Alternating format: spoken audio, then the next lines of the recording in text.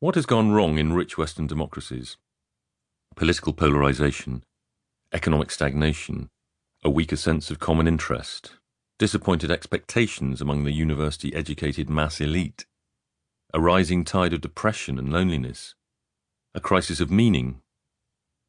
Even before the COVID-19 crisis struck, there was a mood of despondency in our politics, a sense that losers were outnumbering winners in nations buffeted by invisible global forces, that the public realm was being slowly poisoned by social media, and that mainstream politics was failing to accommodate a widespread yearning for stability, belonging and purpose in mainly godless Western countries.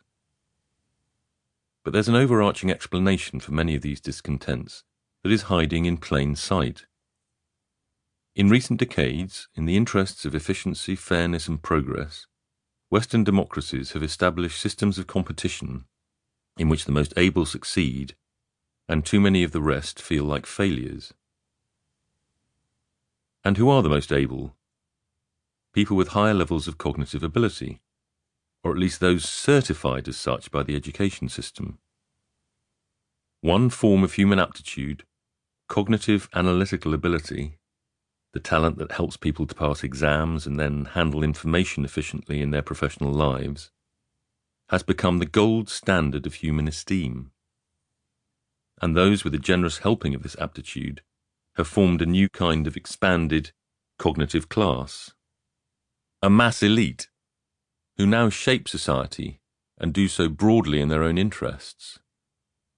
To put it more bluntly, smart people have become too powerful.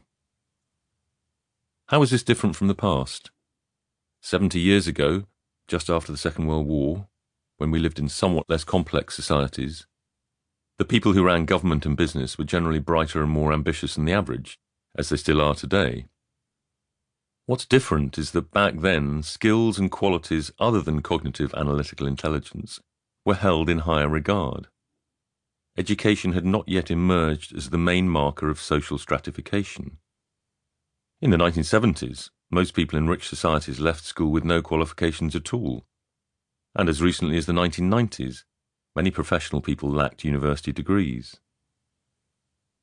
In the language of political cliché, the brightest and the best today trump the decent and hard-working. Qualities such as character, integrity, experience, common sense, courage, and willingness to toil are by no means irrelevant, but they command relatively less respect.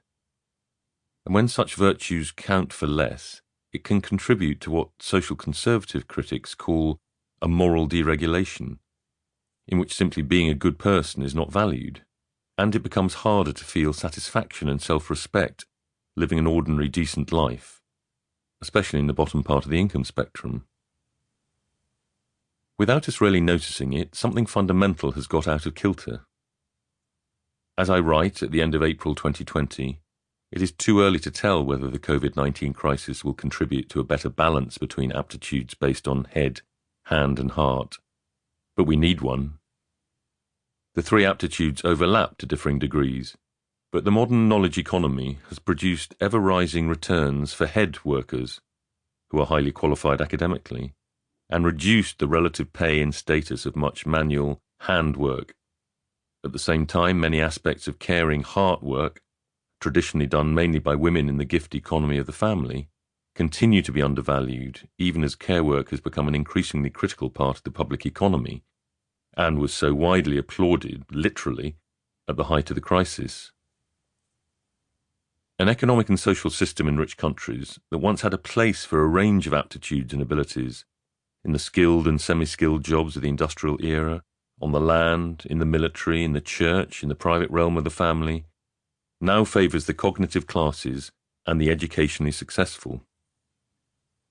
The diminishing sway of those older structures and ways of life is a necessary condition of freer, more open societies, especially for women. But what many of those institutions also provided were forms of unconditional recognition, based simply on being you, and a role and a purpose for the many people, both men and women, whose strengths lie elsewhere than in the cognitive analytical. Just doing your duty and making a contribution brought a degree of respect.